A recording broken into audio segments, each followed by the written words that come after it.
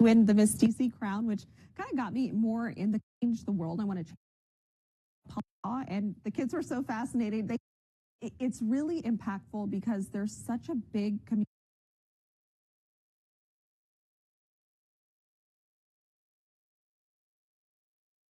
I believe starts at a community level. Yeah.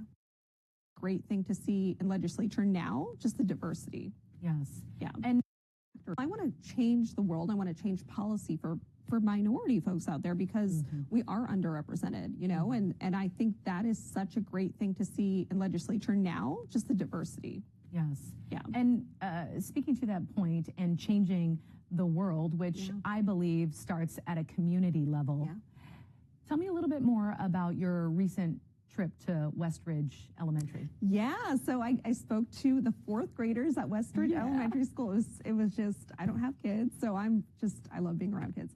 But it's really impactful because there's such a big community of South Asian refugee kids. And so when I came in there, they were just so excited to see somebody that looked like them, honestly. And so I talked about government, I talked about policy, how a bill becomes a law, and the kids were so fascinated. They came up with the best policy.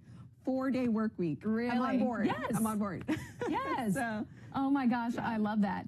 See, and when I think about that, it's so important because the only thing I had in elementary school was Schoolhouse Rock. And then, you know, when it comes to, I'm just a bill, you know, that's all I had. You know, I actually played that for them. Did you? Yeah, because I knew they weren't going to have seen it. So, well, thank you for passing that torch. I had to.